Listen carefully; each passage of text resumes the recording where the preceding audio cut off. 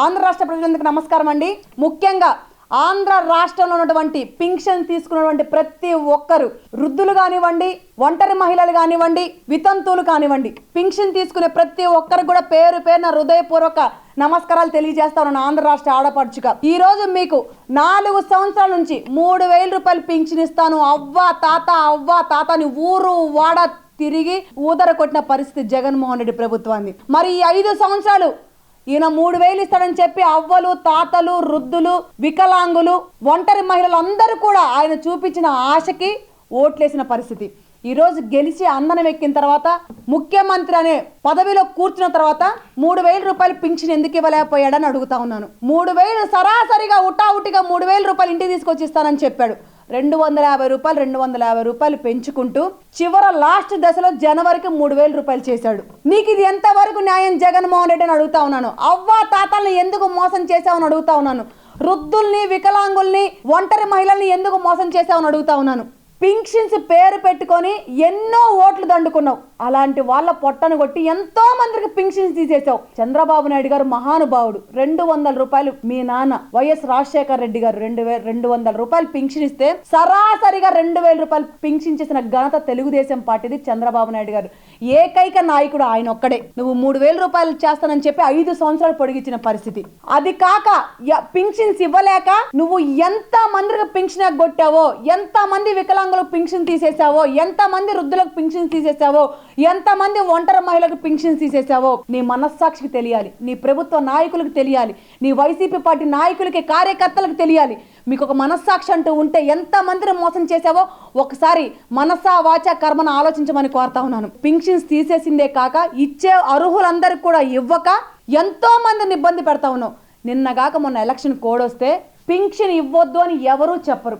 2,000 రూపాయలు పింఛన్ చేసిన నాయకుడు చంద్రబాబు నాయుడు గారు.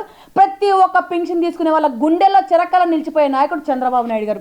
అవ్వ తాతల్ని చూస్తే కన్న తల్లి తండ్రిలాగా దగ్గరని హక్కు చేర్చుకునే నాయకుడు చంద్రబాబు నాయుడు గారు. ఒంటరి మహిళలను చూస్తే వాళ్ళంటే ఆడపడుచుగా 2 చేతుల దండం పెట్టే నాయకుడు చంద్రబాబు నాయుడు గారు. వికలాంగులను చూస్తే కన్న కొడుకుల్లాగా, కూతురులాగా కళ్ళెమ్మటి నీళ్లు ఖర్చు గుండెలకు అద్దుకొని చూసుకునే నాయకుడు చంద్రబాబు నాయుడు గారు. అలాంటి ఆయన పెన్షన్ ఇవ్వద్దని చెప్తాడని నువ్వు ఊరు వాడా తిప్పుతావు. 1,35,000 మంది సచివాలయ సిబ్బందులు ఉన్నారు. వాలంటీర్లే ఇవ్వద్దని చెప్పారు. సచివాలయ సిబ్బంది ఏం పీగుతా ఉన్నారు?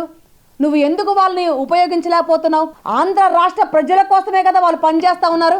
ఆంధ్ర రాష్ట్ర ప్రజలు కట్టే పన్నులతోనే కదా వాళ్ళు జీతాలు తీసుకుంటా ఉన్నారు. వాళ్ళతో ఇప్పించమని మీకు ఆల్రెడీ ఎన్నికల కమిషనర్ మీకు చెప్పింది కదా. ఎందుకు ఇవ్వకుండా మీ వాలంటరీ వ్యవస్థతో, అదే సచివాలయ సిబ్బందితో మీరు ఊరు వాడ ఈరోజు ఊదర కొడతా ఉన్నారు. ఏమని?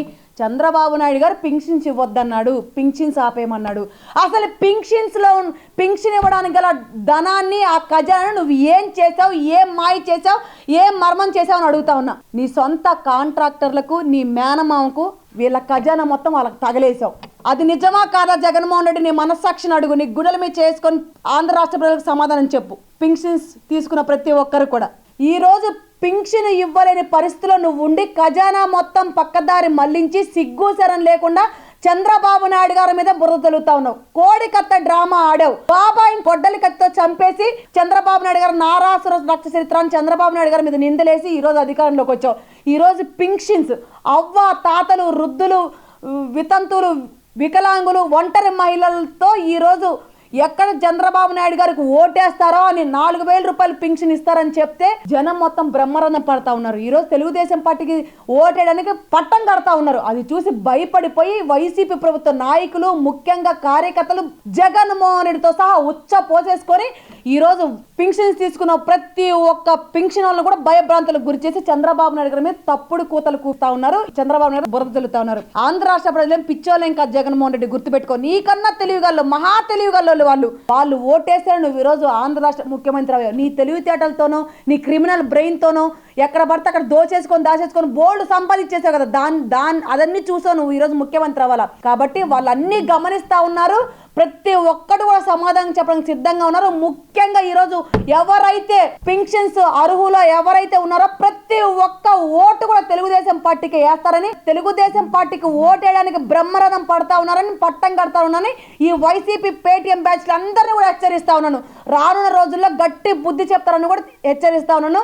ఎవరైతే పింఛన్ తీసుకునే వాళ్ళు ఉన్నారో, ఎవరైతే పింఛన్ అర్హులో, ముఖ్యంగా ఎంత మందికైతే ఈ దౌర్భాగ్యుడు, ఈ నీచ నికృష్టుడు, ఈ జగన్మోహన్ రెడ్డి దౌర్భాగ్య ప్రభుత్వంలో ఎంత మంది పింఛన్స్ కోల్పోయారో ప్రతి ఒక్కరికి కూడా మళ్ళీ పూర్వ వైభవం రానుందని, ప్రతి ఒక్క పింఛన్ అర్హులందరూ కూడా పింఛన్ ఇస్తారని, ఎంత మందికి తీసేశారో ప్రతి ఒక్కరికి కూడా పింఛన్ ఇచ్చే బాధ్యత తెలుగుదేశం పార్టీ ముఖ్యంగా నారా చంద్రబాబు నాయుడు గారు తీసుకుంటారని ఆంధ్ర రాష్ట్ర ప్రజానీకం తెలియజేస్తా ఉన్నాను.